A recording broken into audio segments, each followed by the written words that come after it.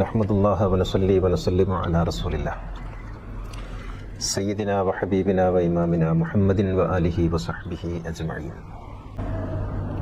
ഈ മതങ്ങൾ തമ്മിൽ ഉള്ള പൊരുത്തവും പൊരുത്തക്കേടുകളും നമ്മൾ വിശകലനം ചെയ്യുമ്പോൾ ഓരോ മതവും നിലനിൽക്കുന്നതും എത്തി നിൽക്കുന്നതുമായ ചില സവിശേഷതകളെ നമുക്ക് പറയേണ്ടതായിട്ട് വരും. ഇപ്പോൾ ലോകത്ത് ഏറ്റവും കൂടുതൽ ആളുകളുള്ള മതം എണ്ണം നോക്കുകയാണെങ്കിൽ ക്രിസ്തു മതമാണ്.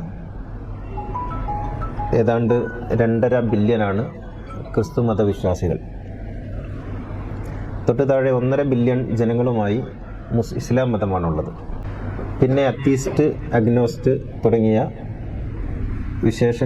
അതിൽപ്പെട്ട ആളുകളാണ് 1.25 ബില്യൺ ജനങ്ങളായിട്ട് ലോകത്തുള്ളത്. അതിനുശേഷം 900 മില്യൺ ജനങ്ങളാണ് ഹിന്ദു മതത്തിലുള്ളത്. പിന്നെ ചൈനീസ്, ഇങ്ങനെയുള്ള ഈ മതക്കണക്ക് നോക്കുകയാണെങ്കിൽ ലോകത്ത് ഇന്ന് സജീവമായി നിൽക്കുന്ന 11 മതങ്ങളുണ്ടെന്നാണ് കണക്കാക്കപ്പെടുന്നത്. ക്രിസ്തു മതം, ഇസ്ലാം മതം, ഹിന്ദു മതം, കൺഫ്യൂഷ്യസ് ഉൾപ്പെടെയുള്ള താവോ ഉൾപ്പെടെയുള്ള ചൈനീസ് മതങ്ങൾ, ജൈന മതം, പാഴ്സി മതം, സിഖ് മതം, സൗരാഷ്ട്രിയൻ മതം, ബഹായി മതം, പിന്നെ ഈ മയിലാരാധകരായിട്ടുള്ള യസീദികൾ എന്ന് പറയുന്ന, യസീദികൾ എന്ന് പറയുന്ന ഒരു പ്രത്യേക വിഭാഗമുണ്ട്. പിന്നെ ലോകത്തുള്ള ഈ ആദിവാസി ഗോത്ര മതവിഭാഗങ്ങളുടെ ആചാരങ്ങളെ മൊത്തം ഒന്നായി പരിഗണിച്ചാൽ ഇങ്ങനെ സജീവമായി നിൽക്കുന്ന 11 മതവിഭാഗങ്ങളുണ്ട് എന്നാണ് കണക്കാക്കപ്പെടുന്നത്. ഇതിൽ പെടാത്ത അത്തീസ്റ്റ്, അഗ്നോസ്റ്റ് വിഭാഗങ്ങളും ഉണ്ട്. ഇത് ഇങ്ങനെ കണക്കാക്കിയാൽ ലോകത്തിലെ 90% ജനങ്ങളും ഏതെങ്കിലും മതവുമായോ ദൈവവിശ്വാസവുമായോ ബന്ധപ്പെട്ട് നിൽക്കുന്നവരാണ് എന്ന് കാണാം. ഇത് കണക്കനുസരിച്ച്, സ്റ്റാറ്റിസ്റ്റിക്സ് അനുസരിച്ച് ഇത് ഈ പറയുന്നത് മതങ്ങളെ പൊതുവായി നമ്മൾ എടുക്കുമ്പോഴാണ്. ഓരോ മതത്തിൻ്റെയും ഉൾപ്പിരിവുകളെ നോക്കിയാൽ 2 മതങ്ങൾ തമ്മിലുള്ളതിനേക്കാൾ ഭേദവും വ്യത്യാസവും മതങ്ങളുടെ ഉള്ളിലുള്ള കക്ഷികൾ തമ്മിലുണ്ട്. ഇപ്പോൾ ഹിന്ദു മതം എന്ന് പറയുന്നത് നമുക്കൊരു മതം എന്ന അർത്ഥത്തിൽ ഹിന്ദു മതത്തെ മതം എന്ന് പറയാം. അതേ സ്ഥാനത്ത് ഹിന്ദു മതത്തിലുള്ള ചില പിരിവുകളെ നോക്കിയാൽ ഇസ്ലാം മതവും ഹിന്ദു മതവും തമ്മിലുള്ളതിനേക്കാൾ വ്യത്യാസം അതിനകത്തുള്ള 2 ഗ്രൂപ്പുകൾ തമ്മിലുണ്ട്. ഗ്രൂപ്പ് എന്ന് പറഞ്ഞുകൂടാ, 2 ധാരകളാണത്, സ്കൂൾ ഓഫ് തോട്ട്സ് ആണ്. ഇപ്പോൾ ദയാനന്ദ സരസ്വതിയുടെ ഇതിൻ്റെ പേരെന്തായിരുന്നു, പിന്നെ ആര്യസമാജവും ഇവിടെയുള്ള അദ്വൈത സങ്കല്പവും, ശങ്കരൻ്റെ അദ്വൈത സങ്കല്പവും തമ്മിൽ യാതൊരു ബന്ധവുമില്ല. 2 മതങ്ങൾ പോലെയാണ് നിലനിൽക്കുന്നത്. ചാർവാകന്റെ ഈശ്വര സങ്കല്പവും നാരായണ ഗുരുവിൻ്റെ ഈശ്വര സങ്കല്പവും 2ആണ്. നമ്മുടെ വാഗ്ഭടാനന്ദ ഗുരുവിൻ്റെ സങ്കല്പമല്ല ഉള്ളത്, പിന്നെ വിവേകാനന്ദ സ്വാമിക്ക്. എല്ലാവരുടെയും ഈശ്വര സങ്കല്പങ്ങൾ വ്യത്യസ്തമാണ്. എല്ലാവരുടെയും എന്ന് പറഞ്ഞാൽ ഈ ധാരകൾ തമ്മിൽ വളരെ വ്യത്യാസമുണ്ട്, ഒന്നൊന്നിനോട് ചേരുന്നതല്ല. ഇനി ദൈവ ഉപാസനയുമായി ബന്ധപ്പെട്ടാണെങ്കിൽ വൈഷ്ണവരും ശൈവരും തമ്മിലുള്ള യുദ്ധങ്ങൾ പോലും ഭാരതത്തിലുണ്ടായിട്ടുണ്ട്. ഇസ്ലാമിൻ്റെ അകത്തേക്ക് വരികയാണെങ്കിലും അതിൻ്റെ ഉൾപ്പിരിവുകൾ തമ്മിൽ വളരെ വളരെ ഭിന്നമാണെന്ന് നമുക്കറിയാം, നമ്മുടെ അനുഭവങ്ങളിലുള്ളതാണ്. ക്രിസ്തു മതത്തിൻ്റെയും അങ്ങനെ തന്നെ. അപ്പോൾ മതം എന്ന ഒരു മേൽപ്പാളി വീക്ഷണത്തിലാണ് ഞാൻ നേരത്തെ പറഞ്ഞത് 11 മതങ്ങളാണ് സജീവമായിട്ടുള്ളത് എന്ന്. പക്ഷെ ഓരോ മതങ്ങളും അനേക മതങ്ങളെ വഹിക്കുന്ന ഒരു അറയാണ് എന്ന് പറയേണ്ടതായിട്ട് വരും. അപ്പോൾ ഒരു മതത്തിന് മറ്റൊരു മതത്തോടുള്ള നിലപാട് എന്താണ്? ഇതാണ് നമ്മുടെ ഇന്നത്തെ ചോദ്യം. എന്താണ് ഒരു മതത്തിന് മറ്റൊരു മതത്തോടുള്ള നിലപാട് എന്താണ്? എല്ലാ മതങ്ങളും മറ്റു മതങ്ങളെ കാണുന്നത് അത് തങ്ങളുടെ എതിരാളികളാണ് എന്ന മട്ടിലാണ്. അത് ശരിയല്ല എന്ന വിലയിരുത്തലാണ് മറ്റ് മതങ്ങളോടുള്ള, ഇതര മതങ്ങളോടുള്ള, ആ ഇതര മതവിശ്വാസങ്ങളോടുള്ള ഓരോ മതത്തിൻ്റെയും സമീപനം അങ്ങനെയാണ്. ഇസ്ലാമിൻ്റെതും അങ്ങനെ തന്നെയാണ്. മറ്റു മതങ്ങളൊന്നും ശരിയല്ല. നമ്മൾ ചില വർത്തമാനങ്ങൾ ഇങ്ങനെ പറയും, മറ്റു മതങ്ങളോട് നമുക്ക് ആദരവാണ് എന്നൊക്കെ പറയുമെങ്കിലും ആത്യന്തികമായി ഓരോ മുസ്ലിമും വിശ്വസിക്കുന്നത് ഇതല്ലാത്തതൊന്നും ശരിയല്ല എന്നുള്ളതാണ്. ക്രിസ്ത്യാനികളും അങ്ങനെ വിശ്വസിക്കുന്നുണ്ട്. ഇപ്പം നമ്മുടെ മാർപ്പാപ്പയൊക്കെ മാറ്റി പറയുന്നുണ്ടെങ്കിലും ക്രിസ്തുമത വിശ്വാസികളിൽ തീവ്ര സ്വഭാവത്തിലുള്ള ആളുകൾ പണ്ടുപണ്ടേ മേൽക്കൈ നേടിയവരാണ് സഭയിൽ. അവരാണ് മറ്റൊരു രക്ഷാകര മാർഗവുമില്ല, യേശുവല്ലാത്ത മറ്റൊരു മാർഗമില്ല, നിങ്ങൾ ജ്ഞാനസ്നാനം ചെയ്യണം, നിങ്ങൾ മാമോദീസ മുങ്ങണം, എങ്കിലേ നിങ്ങൾക്ക് രക്ഷയുള്ളൂ എന്നുള്ളത് ക്രൈസ്തവ സഭയുടെ അച്ചട്ടായ തീരുമാനമാണ്. അങ്ങനെ ഒരു തീരുമാനമില്ലാത്ത മതം ഹിന്ദുമതമാണെന്ന് പറയാം. പക്ഷേ ഹിന്ദുമതവും മറ്റു മതങ്ങളെ കാണുന്നത് അത്രമേൽ ജ്ഞാനപരമായ ആഴമൊന്നുമില്ലാത്ത മതമാണ്. അതുകൊണ്ട് തന്നെ പ്രവാചക മതങ്ങൾ എന്നാണ് മറ്റു മതങ്ങളെ കുറിച്ച് ഭാരതം പറയുക. പ്രവാചക മതങ്ങൾ, സെമിറ്റിക് നോൺ സെമിറ്റിക് എന്ന ഭൂപ്രദേശം അനുസരിച്ചുള്ള വേർതിരിവല്ല, പ്രോഫറ്റിക് മതം എന്നാണ് പറയുക. പ്രോഫറ്റിക് റിലീജിയൻ എന്ന് പറയുന്നതിന്റെ എതിർവശമുള്ളത് പാഗൻ റിലീജിയൻ എന്നാണ്, പാഗനിസം എന്നാണ് നമ്മുടെ ഭാരത മതത്തെയൊക്കെ വിളിക്കാറുള്ളത്. അപ്പോൾ ഈ ശുദ്ധിവാദം എങ്ങനെയാണ് ഉണ്ടായത് എന്നുള്ളതാണ്. ശുദ്ധിവാദം ഉണ്ടായത് മതം അധികാര കേന്ദ്രമായി മാറിയപ്പോൾ ഈ മതത്തിൽ ആളുകൾ നിൽക്കാനും ഈ മതത്തിലേക്ക് ആളുകൾ വരാനും ഇതിൽ നിന്ന് കൊഴിഞ്ഞു പോകാതിരിക്കാനും ശുദ്ധിവാദം അനിവാര്യമായി വേണ്ടി വന്നു. ഇപ്പൊ ഞാൻ നിങ്ങൾ അകമ്പൊരുളിന്റെ ഭാഗമായിട്ട് നിൽക്കുമ്പോൾ നിങ്ങൾ അകമ്പൊരുളിനേക്കാൾ നല്ല മറ്റൊന്ന് കാണാതിരിക്കാൻ ഞാൻ നിങ്ങളോട് പറയേണ്ടത് അകമ്പൊരുളല്ലാത്ത മറ്റൊന്നും വായിക്കരുത് എന്നാണ്. നിങ്ങൾ എൻ്റെ പ്രഭാഷണമല്ലാത്തതൊന്നും കേൾക്കരുത് എന്നാണ്. ഞാനാണ് നിങ്ങളുടെ ഏറ്റവും വലിയ ഗുരു, ഞാനല്ലാത്ത മറ്റൊരു ഗുരുവിനെ തേടരുത് എന്നാണ്. അങ്ങനെ പറഞ്ഞാലേ നിങ്ങൾ എൻ്റെ അടുത്തേക്ക് എപ്പോഴും നിൽക്കുള്ളൂ. അതിന് വേണ്ടുന്ന ചില സംഗതികളൊക്കെ ഞാൻ നിങ്ങളിൽ നിന്ന് വാങ്ങും. അപ്പോൾ ഇത് ഉണ്ടാകുമ്പോഴേ ഒരു ഇൻസ്റ്റിറ്റ്യൂട്ട് നിലനിൽക്കുള്ളൂ. ഒരു സ്ഥാപനം നിലനിൽക്കണമെങ്കിൽ ഇങ്ങനെയുള്ള ചില ചിട്ടവട്ടങ്ങൾ ഉണ്ടാക്കണം. അങ്ങനെ ഉണ്ടാക്കിയതാണ് ഈ ശുദ്ധിവാദം എന്ന് പറയുന്നത്. ശുദ്ധിവാദം യഥാർത്ഥത്തിൽ മതത്തിന്റെ അടിസ്ഥാനമല്ല, മറിച്ച് മതമായി നിലനിൽക്കുന്നതിന് ആവശ്യമായി വന്ന മറ്റൊരു പ്രവണതയാണ് എന്ന് നമുക്ക് കാണാൻ കഴിയും. അതുകൊണ്ട് നിങ്ങളുടെ മതത്തിലേക്ക് ആളെ കൂട്ടണം, അത് പുണ്യപ്രവൃത്തിയാണ് എന്ന് വരും. നിങ്ങൾക്ക് ചെയ്യാൻ കഴിയുന്ന ഏറ്റവും വലിയ പുണ്യപ്രവൃത്തി നിങ്ങളുടെ മതത്തിലേക്ക് നിങ്ങൾ മുഖാന്തരം ഒരാൾ വരിക എന്നുള്ളതാണ്. അതുകൊണ്ട് നിങ്ങൾ മതം മാറ്റാൻ വേണ്ടി ശ്രമിക്കണം. നിങ്ങളുടെ വീട്ടിലൊരു ഹിന്ദു ജോലി എടുക്കുന്നുണ്ടെങ്കിൽ, അതാണ് സിംസാറിലൊക്കെ പറഞ്ഞത്, 15 കൊല്ലം നിങ്ങൾ ഒരു റൂമിൽ കഴിഞ്ഞിട്ടും ആ ഹിന്ദുക്കളെ മുസ്ലിങ്ങളാക്കാൻ കഴിഞ്ഞില്ലെങ്കിൽ പിന്നെ നിങ്ങൾ എന്ത് മുസ്ലിങ്ങളാണ് എന്ന് ചോദിച്ചത് സിംസാറുൽ ഹക്കിന്റെ ഒരു ചോദ്യമല്ല, അത് ഈ ഇസ്ലാമിക ശരീഅത്തിന്റെ ഒരു ചോദ്യമാണ്. എന്താണ് ഒരു മുസ്ലിമിന് ചെയ്യാൻ കഴിയുന്ന ഏറ്റവും നല്ല പ്രവൃത്തി എന്ന് ചോദിച്ചാൽ, നിങ്ങൾ ഒരാളെ സഹായിക്കലല്ല, നിങ്ങൾ പള്ളി ഉണ്ടാക്കലല്ല, നിങ്ങൾ ഒരു മുസ്ലിമിന് ചെയ്യാൻ കഴിയുന്ന ഏറ്റവും പുണ്യ പ്രവൃത്തി മറ്റൊരു അമുസ്ലിമായ ഒരു മനുഷ്യനെ ഇസ്ലാമിലേക്ക് കൊണ്ടുവരിക എന്നുള്ളതാണ്. എന്നിട്ട് നിങ്ങൾ എങ്ങനെ ജീവിച്ചാലും കുഴപ്പമില്ല, അയാൾ ചെയ്യുന്നതിൻ്റെ ഒക്കെ ബെനിഫിറ്റ് നിങ്ങൾക്ക് കിട്ടിക്കൊണ്ടിരിക്കും. അപ്പോൾ അതാണ് മുഹമ്മദ് നബിയുടെ ഈ അടുത്ത കാലത്ത് ഒരു മുസ്ലിയാർ പ്രസംഗിക്കുന്നത് ഞാൻ കേട്ടത്. മുഹമ്മദ് നബിക്ക് എന്തുകൊണ്ടാണ് ഇത്ര പുണ്യം എന്ന് ചോദിച്ചാൽ, നമ്മളൊക്കെ മുസ്ലിങ്ങളാകുമ്പോൾ അതിൻ്റെ ഒക്കെ ഒരു ശതമാനം മൂപ്പർക്ക് കിട്ടുന്നു എന്നുള്ളതാണ്. ഇത് MLM ബിസിനസ് പോലെയാണ്, മൾട്ടി ലെവൽ മാർക്കറ്റിംഗ് ബിസിനസ് പോലെയാണ്. അതിങ്ങനെ മൂപ്പർക്ക് കിട്ടിക്കൊണ്ടിരിക്കും. അതാണ് മുഹമ്മദ് നബിയുടെ പുണ്യം. അപ്പോൾ നമ്മൾ എന്ത് ചെയ്താലും മുഹമ്മദ് നബിക്ക് അതിൻ്റെ ഒരു നിശ്ചിത ശതമാനം. ഇപ്പം അങ്ങനെ ഉണ്ടല്ലോ, ഒരാളെ ചേർത്തു, അവിടുന്ന് 12 ആളെ ചേർത്തു, അവിടുന്ന് 12 ആളെ ചേർത്ത് ഈ അടിയിൽ ആൾക്ക് കിട്ടുന്ന ബെനിഫിറ്റ് പറഞ്ഞിട്ടാണല്ലോ MLM പ്രവർത്തിച്ചുകൊണ്ടിരിക്കുന്നത്. എന്നതുപോലെ മുഹമ്മദ് നബി ആദ്യം അബൂബക്കറിനെ ചേർത്തു, അബൂബക്കർ 12 ആളെ ചേർത്തു, അവർ ഈ 12 ആളെ ചേർത്തു. അപ്പോൾ ഇതിൻ്റെ ഒക്കെ ബെനിഫിറ്റ് ആർക്ക് കിട്ടുന്നു? മുഹമ്മദ് നബിക്ക് കിട്ടുന്നു. അതുകൊണ്ടാണ് മുഹമ്മദ് നബിക്ക് പുണ്യം എന്നാണ്. അപ്പോൾ മുഹമ്മദ് നബി മതം മാറ്റത്തിൻ്റെ ഒരു ആശാനായിരുന്നു എന്നാണ് ഇവർ പഠിപ്പിക്കുന്നത്. യഥാർത്ഥത്തിൽ പ്രവാചകന്മാരാരെങ്കിലും മതം മാറ്റിയിട്ടുണ്ടോ? പ്രവാചകന്മാർക്ക് ആരെങ്കിലും മതം മാറ്റാൻ സാധിക്കുമോ? ഇനി അതും പോട്ടെ, മതം മാറുക എന്ന് പറയുന്ന ഏർപ്പാട് തന്നെ സാധ്യമാണോ? അപ്പൊ ഇത് നമ്മൾ ആലോചിക്കേണ്ടുന്ന ഒരു വിഷയമാണ്. പ്രവാചകന്മാർ അടിസ്ഥാനപരമായി നമ്മൾ മനസ്സിലാക്കേണ്ടത് പ്രവാചകന്മാർ മതപ്രബോധകരായിരുന്നില്ല എന്നുള്ളതാണ്. പ്രവാചകന്മാർ മതപ്രബോധകരായിരുന്നില്ല, പ്രവാചകന്മാർ ധർമ്മപ്രബോധകരായിരുന്നു. ഈ വ്യത്യാസം നമ്മൾ തിരിച്ചറിയണം. ഇപ്പൊ ഈ മതം മാറ്റത്തിന് വേണ്ടി പുസ്തകം എടുത്തിട്ട് ജമാഅത്ത് ഇസ്ലാമിക്കാർ പിന്നെ പോകുമ്പോൾ, അല്ലെങ്കിൽ സത്യസരണിക്കാർ പോകുമ്പോൾ, അല്ലെങ്കിൽ നിച്ച് ഓഫ് ട്രൂത്തുകാർ പോകുമ്പോൾ അവർ പറയുന്നത് മുഹമ്മദ് നബി ചെയ്ത പ്രവൃത്തിയാണ് നമ്മൾ ചെയ്യുന്നതെന്നാണ്. മുഹമ്മദ് നബി ചെയ്തത് മതപ്രബോധനമല്ല, മുഹമ്മദ് നബി ചെയ്തത് ധർമ്മപ്രബോധനമാണ്. മതപ്രബോധനവും ധർമ്മപ്രബോധനവും തമ്മിൽ വലിയ വ്യത്യാസമുണ്ട്. മതപ്രബോധനം എന്ന് പറഞ്ഞാൽ അതൊരു സാമുദായിക പ്രവൃത്തിയാണ്, ധർമ്മപ്രബോധനം എന്നാൽ അതൊരു മാനവിക വൃത്തിയാണ്. ഇത് തമ്മിൽ വ്യത്യാസമുണ്ട്. അപ്പോൾ നിങ്ങളൊരു സാമുദായികവാദിയാകണമെങ്കിൽ നിങ്ങൾക്ക് മതപ്രബോധനമാകാം. അത് മുഹമ്മദ് നബി ഒരിക്കലും ചെയ്തിട്ടില്ല. കാരണം മുഹമ്മദ് നബി ഒരു സമുദായത്തിന്റെ ഭാഗമായിരുന്നില്ല. മുഹമ്മദ് നബി ചെയ്തത് മാനവിക വൃത്തിയാണ്, ധർമ്മപ്രബോധനമാണ്. അപ്പൊ കേരളത്തിൽ ലഹരി വ്യാപിക്കുന്നു. ആ ലഹരിക്കെതിരെ നിങ്ങൾ എന്തെങ്കിലും ഒന്ന് ചെയ്യാൻ ഉദ്ദേശിക്കുന്നുവെങ്കിൽ അതിൽ നിന്ന് മുക്തരാകുന്നത് മുസ്ലിം മാത്രമല്ല, ഹിന്ദു മാത്രമല്ല, ഇവിടെയുള്ള എല്ലാ മനുഷ്യരുമാണ് എന്നുള്ളതാണ്. അത് ധർമ്മപ്രവൃത്തിയാണ്. അപ്പോൾ ധർമ്മബോധനമാണ് പ്രവാചകന്മാരുടെ രീതി. ഈ രീതിയാണ് അവലംബിക്കേണ്ടത്. പക്ഷേ അതിന് പകരമായി നാം അവലംബിച്ചത് ക്രൈസ്തവ മിഷനറിമാരുടെ മതപ്രബോധന രീതിയാണ്. അങ്ങനെ നിങ്ങൾ സക്കാത്ത് കൊടുക്കുമ്പോഴും നിങ്ങൾ സദക്ക ചെയ്യുമ്പോഴും നിങ്ങൾ ദാനധർമാദികൾ ചെയ്യുമ്പോഴുമെല്ലാം ഇസ്ലാമിലേക്ക് ആളെ കൊണ്ടുവരുന്നതിന് വേണ്ടിയുള്ള പ്രവൃത്തിയാണ് നിങ്ങൾ ചെയ്യേണ്ടത് എന്നാണ്. ഇത് ഇസ്ലാമിൻ്റെ മാത്രമല്ല കേട്ടോ. ലോകത്ത് 2 തരം മതങ്ങളാണുള്ളത്. ഒന്ന് മിഷനറി റിലീജിയനും മറ്റൊന്ന് നോൺ മിഷനറി റിലീജിയനും.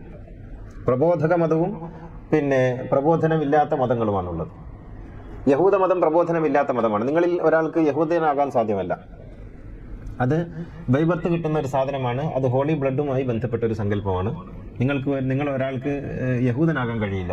ഒരു യഹൂദ പെണ്ണിൻ്റെ ഗർഭപാത്രത്തിലൂടെ പുറത്തു വന്ന ആൾക്ക് മാത്രമേ യഹൂദനാകാൻ കഴിയൂ.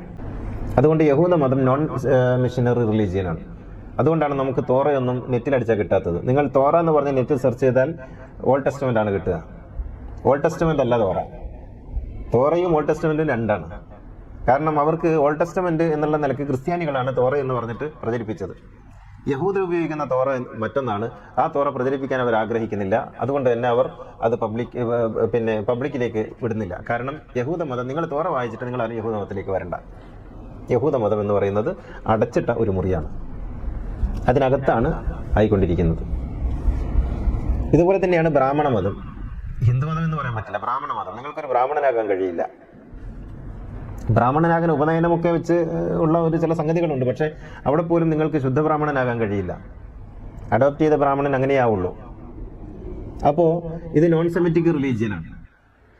നിങ്ങൾക്ക് പാഴ്സി ആക്കാൻ കഴിയില്ല. പാഴ്സി മതം നോൺ മിഷനറിയാണ്. എന്നാൽ മിഷനറി റിലീജിയനാണ് കൂടുതൽ കാര്യക്ഷമമായിട്ട് ലോകത്ത് നിലനിൽക്കുന്നത്. അതിൽപ്പെട്ടതാണ് ക്രിസ്തുമതം, ബുദ്ധമതം, ഇസ്ലാം മതം ഒക്കെ അങ്ങനെയുള്ളതാണ്. അവർ ഈ ഒരു മാർക്കറ്റിങ്ങിൻ്റെ ഭാഗമായി, പ്രബോധന മതം എന്ന അർത്ഥത്തിൽ മാർക്കറ്റിങ്ങിൻ്റെ ഭാഗമായി അവർ ധാരാളം പ്രവർത്തനങ്ങൾ കാഴ്ചവെക്കാൻ തുടങ്ങും. എന്തുകൊണ്ടാണ് ഈ ക്രിസ്തുമതം പോലെയും ഇസ്ലാം മതം പോലെയും ഹിന്ദു മതത്തിന് ഒരു സോഷ്യൽ അല്ലെങ്കിൽ ചാരിറ്റബിൾ സംഗതികളിൽ ശോഭിക്കാൻ കഴിയാത്തതെന്ന് ചോദിച്ചാൽ അവർ അങ്ങനെ ശോഭിക്കേണ്ടതില്ല. കാരണം അവർക്ക് അവരുടെ മുഖം നിൽക്കേണ്ടതില്ല. അവർ നോൺ മിഷനറിയാണ്. ഇപ്പോൾ RSS വന്നതിന് ശേഷം ഘർവാപസി, ഈ ഘർവാപസി എന്ന് പറയുന്നതിന് പോലും അങ്ങനെയുള്ള ഒരു അർത്ഥമുണ്ട്. ഘർവാപസിയാണ്. അല്ലാതെ നിങ്ങൾക്ക് ഹിന്ദു മതത്തിലേക്ക് ചേരാൻ കഴിയില്ല, നിങ്ങൾ ഹിന്ദു മതത്തിൽ നിന്ന് പോയ ആളായതുകൊണ്ട് തിരിച്ചു വരാം എന്നാണ് അതിന്റെ സങ്കല്പം. അത് നോൺ മിഷനറി റിലീജിയൻ ആയതുകൊണ്ട് അതിനെ മറികടക്കാൻ വേണ്ടി RSS കണ്ടെത്തിയ ഒരു സൂത്രമാണ് ഘർവാപസി എന്ന് പറയുന്നത്. വീട്ടിലേക്ക് തിരിച്ചു വരിക എന്നുള്ളതാണ്. അപ്പോ ഇതൊക്കെ ഉണ്ടായത്, ഈ ഗർവാപസി ആണെങ്കിലും പ്രബോധനമാണെങ്കിലും എല്ലാം ഉണ്ടായത് ശുദ്ധിവാദത്തിൽ നിന്നാണ്. ഞങ്ങൾ മാത്രമാണ് ശരി, നിങ്ങളെല്ലാം തെറ്റ്, നിങ്ങളെല്ലാം നരകത്തിൽ, നിങ്ങളെല്ലാം മ്ലേച്ഛർ, നിങ്ങളെല്ലാം ബാർബേറിയൻസ്, നിങ്ങളെല്ലാം കൊള്ളാത്തവർ, ഞങ്ങൾ മാത്രമാണ് മെച്ചപ്പെട്ടവർ എന്നുള്ള ഒരു ശുദ്ധിവാദത്തിന്റെയും മേന്മാവാദത്തിന്റെയും അടിസ്ഥാനത്തിൽ നിന്നാണ് ഈ മതപ്രബോധനം ഉണ്ടായതും മതം മാറ്റുക എന്ന ഒരു സങ്കല്പം ഉണ്ടായതും. മതം മാറ്റൽ ഒരു കലയായി വികസിപ്പിച്ചത് ക്രൈസ്തവ സഭയാണ്. അതിനു മുമ്പ് ബുദ്ധമതത്തിലേക്കൊക്കെ ആളുകൾ മാറിയിട്ടുണ്ട്, യേശുവിൻ്റെയും മുമ്പ്. പക്ഷേ അത് ഒരു കല എന്നുള്ള നിലക്ക് മതം മാറ്റത്തെ വളരെ നമ്മുടെ പുതിയ ഭാഷയിൽ പറഞ്ഞാൽ ശാസ്ത്രീയമായി വികസിപ്പിച്ചെടുത്തത്. അങ്ങനെ ലോകത്തിൻ്റെ നാനാഭാഗത്തും അവർ കോളനി സ്ഥാപിക്കുന്നതിന്, അവരുടെ സാമ്രാജ്യം വികസിപ്പിക്കുന്നതിന് മതം മാറ്റുക എന്ന് പറയുന്ന ഒരു ഏർപ്പാടിനെ കൂട്ടുപിടിച്ചു എന്നുള്ളത് നമുക്കറിയാവുന്ന സംഗതിയാണ്. നമ്മുടെ ബ്രിട്ടീഷുകാരൊക്കെ എവിടെയൊക്കെ, അത് വാസ്കോ ഡ ഗാമ ഉൾപ്പെടെ, വാസ്കോ ഡ ഗാമ ഇന്ത്യയിൽ വന്നിട്ട് എന്താണ് സംഭവിച്ചതെന്ന് ചോദിച്ചാൽ, ഇവിടെ ക്രൈസ്തവ, അതിനു മുമ്പുണ്ടായിരുന്ന മാർത്തോമൻ ക്രിസ്ത്യാനികളെ കൊന്നുകൊടുക്കിയെന്നൊക്കെയാണ് അല്ലേ, കൂനം കുരിശ് സത്യാഗ്രഹത്തിൻ്റെ ഒക്കെ അങ്ങനെയാണ്, കൊന്നൊടുക്കിയെന്നൊക്കെയാണ്. അപ്പോൾ അവരുടെ ഉൾപ്പിരിവുകളെ പോലും സഹിക്കാൻ കഴിയാത്ത വിധത്തിലുള്ള മതപ്രബോധന രീതിയായിരുന്നു ക്രൈസ്തവ സഭ ഉണ്ടാക്കിയത്. ഇസ്ലാമിൻ്റെ തുടക്കത്തിൽ അത്തരത്തിലുള്ള ഒരു മതം മാറ്റത്തിന് വേണ്ടിയുള്ള മതപ്രബോധനം ഉണ്ടായിരുന്നില്ല. ഇപ്പം നമ്മുടെ നാട്ടിലേക്ക് മാലിക് ബിൻ ദീനാറും സംഘമൊക്കെ വന്നു എന്നൊക്കെ നമ്മൾ പറയുമ്പോൾ അവരൊക്കെ മതം മാറ്റം മിഷനറിയാണ് എന്നുള്ള നിലക്കാണ് നമ്മുടെ പുരോഹിതന്മാർ കഥ പറയുക. മാലിക് ബിൻ ദീനാറും സംഘമൊക്കെ വന്നിട്ട് അവർ വന്ന കച്ചവടത്തിനാണ്, അവർ കച്ചവടം ചെയ്യാനാണ് വന്നത്. അറബികൾ വണിക്കുകളാണ്. അവരവരുടെ കച്ചവട യാത്രയുമായി ബന്ധപ്പെട്ട് പല ഭാഗത്തും പോയിട്ടുണ്ട്. അപ്പോൾ അവരുടെ രീതിശാസ്ത്രങ്ങളൊക്കെ കണ്ട് ആളുകൾ അവരോടൊപ്പം ചേർന്നിട്ടുണ്ട്. പ്രത്യേകിച്ചും ഏറ്റവും താഴ്ന്ന വർഗത്തിൽപ്പെട്ട അല്ലെങ്കിൽ താഴ്ന്ന ജാതിയിൽപ്പെട്ട ആളുകളൊക്കെ ആയിരുന്നു ഇവരോടൊപ്പം കൂടിയിരുന്നത്. കാരണം ഒരു സമബുദ്ധി അവർക്ക് പ്രായോഗിക തലത്തിലുണ്ടായിരുന്നു. അത് ഇസ്ലാമിൻ്റെ മാത്രം പ്രത്യേകതയായിരുന്നില്ല. അത് പൊതുവെ അറേബ്യൻ സമൂഹം അത്തരത്തിൽ അടിമത്തമല്ലാത്ത മറ്റ് ജാതീയതകൾ അവർക്കുണ്ടായിരുന്നില്ല. എല്ലാ മനുഷ്യരോടും ഒരുപോലെ പെരുമാറുക എന്നുള്ളത് അവരുടെ ഒരു സംസ്കാരത്തിന് ഭാഗമായിരുന്നു. അപ്പോൾ പിന്നീടാണ്, എന്ന് വെച്ചാൽ ഒരു മധ്യനൂറ്റാണ്ട് കഴിഞ്ഞതിന് ശേഷമാണ് ഇസ്ലാമിക പ്രബോധനം എന്ന് പറയുന്ന ഒരു ദഅവത്തി സങ്കല്പം തന്നെ ശരിക്കും ഉരുത്തിരിഞ്ഞു വരുന്നത്. അങ്ങനെയാണ് ഇത് വലിയ ഒരു കോലാഹലമായിട്ട് നാട്ടിലെങ്ങും വ്യാപിക്കുന്നതും.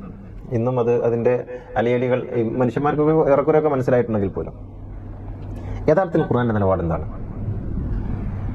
ഒരു മനുഷ്യനെ മതം മാറ്റേണ്ടതുണ്ടോ? മതം മാറ്റുക എന്ന് പറയുന്ന ഏർപ്പാട് ശരിയാണോ? ഖുർആൻ പറയുന്നത് വേദങ്ങൾ വിശ്വസിക്കുന്ന ആളുകൾ അതാത് വേദങ്ങളിൽ ഊന്നി നിൽക്കാനാണ് പഠിപ്പിക്കേണ്ടത് എന്നാണ്. അർത്ഥശങ്കക്കിടയില്ലാത്ത വിധം ഖുർആൻ പറയുന്നുണ്ട്. ഫൽയഹ്കും അഹ്ലുൽ ഇൻജീലി ബിമാ അൻസലല്ലാഹു ഫീഹി. വേദത്തിന്റെ ആളുകൾ വേദമനുസരിച്ച് ജീവിക്കട്ടെ. ഇത് പറയുമ്പോൾ നമ്മുടെ പുരോഹിതന്മാരൊക്കെ ചോദിക്കുന്ന ചോദ്യം, അപ്പം വേദം ഇപ്പം നിലവിലുണ്ടോ? ഇറങ്ങിയ കോലത്തിൽ നിലവിലുണ്ടോ? നമുക്ക് തിരിച്ചു ചോദിക്കാനുള്ളത് ഇറങ്ങിയ കോലത്തിൽ നിലവിലുള്ള വേദം ഏതാണ് എന്നാണ്. നിലവിലുള്ള ഏത് വേദമാണ്? ഇത് ഇറങ്ങിയ കോലത്തിൽ നിലവിൽ. അപ്പോൾ പറയും ഖുർആനാണ്. ആണോ? എങ്കിൽ നമുക്ക് ഹദീസുകൾ കൊണ്ടുവന്നിട്ട് പരിശോധിച്ച് നോക്കാം ഖുർആൻ നിലനിൽക്കുന്നുണ്ടോ. പ്രവാചകന്റെ വഫാത്തിന് ശേഷം അബൂബക്കർ സിദ്ദീഖിന്റെ കാലത്താണ് ജമ്മൽ ഖുർആൻ എന്ന ആശയം ഉമർ മുന്നോട്ട് വെക്കുന്നത് എന്നാണ് ഹദീസുകൾ പറയുന്നത്. നമ്മളത് അംഗീകരിക്കുന്നില്ല കേട്ടോ. എന്നിട്ട് എങ്ങനെയാണ് ജമ്മ ചെയ്തത്? സെയ്ദ് ബിൻ സാബിത്തും 2-3 സഹാബികളും നിർദ്ദേശിക്കപ്പെട്ടവർ പള്ളിയുടെ പടവിലിരുന്നിട്ട് പോകുന്നവരെയൊക്കെ വിളിച്ചിട്ട് നിങ്ങൾക്ക് ഖുർആൻ അറിയാമോ? ഓതെന്ന് പറഞ്ഞ് അവരെ കൊണ്ട് ഓദിച്ചിട്ട് എഴുതിച്ച ഖുർആനാണ് എന്നാണല്ലോ ഹദീസിലുള്ളത്, ബുഖാരിയിലുള്ളത്. പല ആയത്തുകളും ഞങ്ങൾ പണ്ട് കേട്ട പല ആയത്തുകളും ഈ ഖുർആനിലില്ലെന്ന് ബുഖാരിയിലുണ്ടല്ലോ. പണ്ട് നമ്മൾ കേൾക്കാത്ത പല ആയത്തും ഈ ഖുർആനിലുണ്ടെന്ന് ബുഖാരിയിലുണ്ടല്ലോ. അപ്പോൾ ഇറങ്ങിയ രൂപത്തിൽ നിലനിൽക്കുന്നുണ്ടോ? നമുക്ക് വേണമെങ്കിൽ ചോദിക്കാം. അപ്പോൾ വേദങ്ങൾ വേദങ്ങളാണ്. അത് ഖുർആനായാലും ഇഞ്ചിലായാലും തോറയായാലും ഋഗ്വേദമായാലും കൺഫ്യൂഷ്യസിന്റെ വചനങ്ങളായാലും തിരുക്കുറളായാലും എല്ലാം വേദങ്ങൾ വേദങ്ങളാണ്. ആ വേദങ്ങളിൽ കലർപ്പില്ല.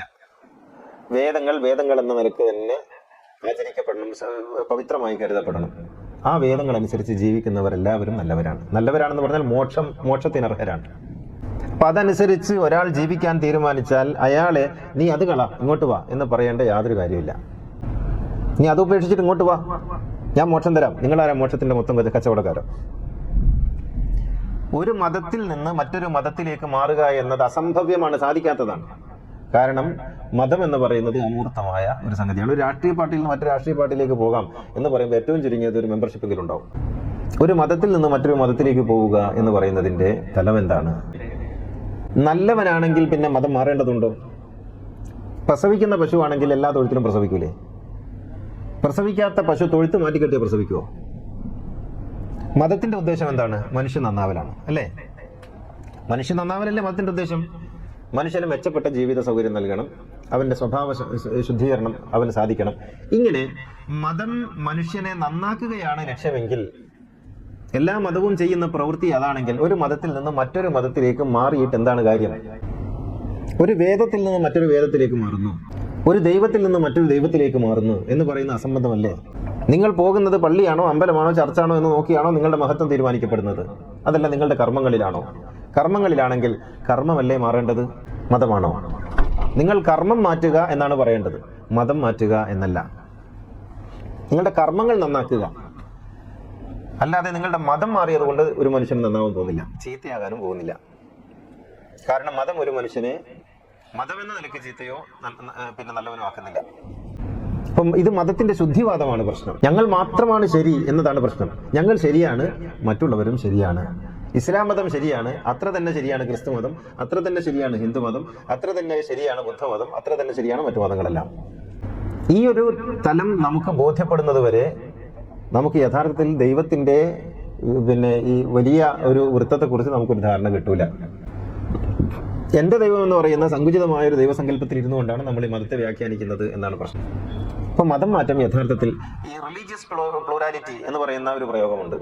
മതത്തിലെ ബഹുത എന്ന് പറയുന്നത്, മതത്തിലെ ബഹുത, മതകീയമായ ബഹുത്വം എന്ന് പറയുന്നത്, ഈ മതകീയമായ ബഹുത്വത്തെ ഉൾക്കൊള്ളണം. വ്യത്യസ്തങ്ങളായ രാഷ്ട്രീയ പാർട്ടികൾ, ഇപ്പോൾ ഒരു വീട്ടിൽ ഒരു കോൺഗ്രസ്സുകാരനും ഒരു BJP-കാരനും ഒരു മാർക്സിസ്റ്റുകാരനും ഒരു ലീഗുകാരനും ഉണ്ട് എന്നുള്ളത് ആർക്കും അസ്വസ്ഥതയുള്ള സംഗതിയല്ല. ഒരു വീട്ടിൽ ഒരു ക്രിസ്ത്യാനിയും ഒരു ഹിന്ദുവും ഒരു മുസ്ലിമും ഒരു കമ്മ്യൂണിസ്റ്റുകാരനുണ്ട് എന്ന് പറഞ്ഞാൽ വലിയ പ്രശ്നമാണ്. അതെന്താണ് അങ്ങനെ? മതത്തിലെ ബഹുത്വം എന്തുകൊണ്ടാണ് നമുക്ക് ഉൾക്കൊള്ളാൻ കഴിയാത്തത്?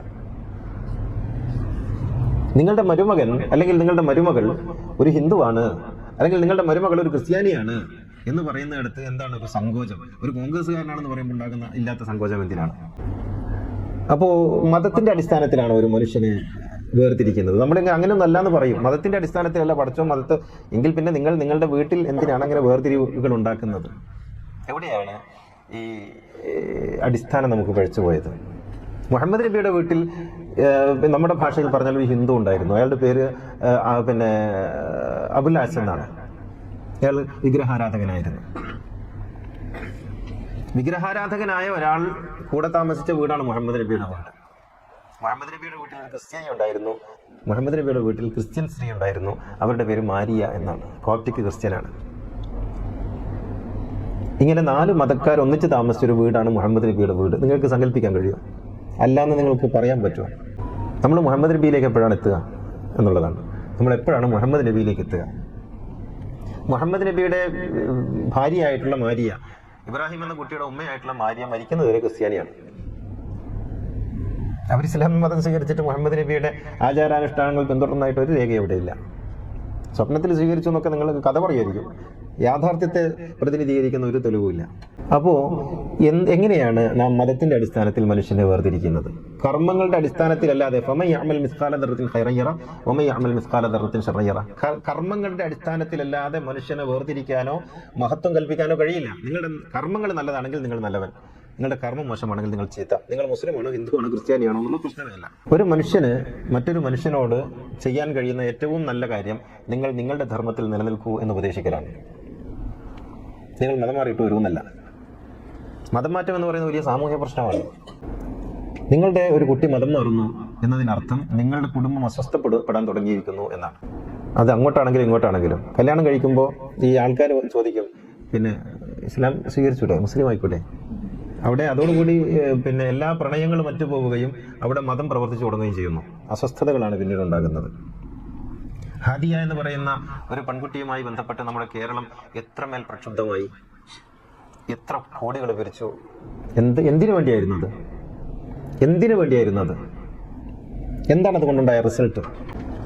അപ്പോൾ നമുക്ക് ഇത്രമേൽ അപകടം പിടിച്ച ഒരു പ്രശ്നം, സമൂഹത്തെ മുഴുവനും അനാവശ്യമായ താപത്തിലേക്ക് തള്ളിയിടുന്ന ഒരു പ്രശ്നത്തെ പടച്ചമ്പുരാൻ കൽപ്പിക്കുമോ? നിങ്ങളൊരു ദൈവത്തിൽ നിന്ന് മറ്റൊരു ദൈവത്തെ തേടുന്നെന്ന് പറഞ്ഞാൽ നിങ്ങളൊരു ആകാശത്തിന്റെ കീഴിൽ നിന്ന് മറ്റൊരു ആകാശത്തിലേക്ക് പോകുന്നു എന്നുള്ളതാണ്. അപ്പോൾ മറ്റ് മതങ്ങളെ നോക്കിക്കാണുന്നിടത്ത് ചരിത്രപരമായ ചില പ്രശ്നങ്ങളുണ്ട്.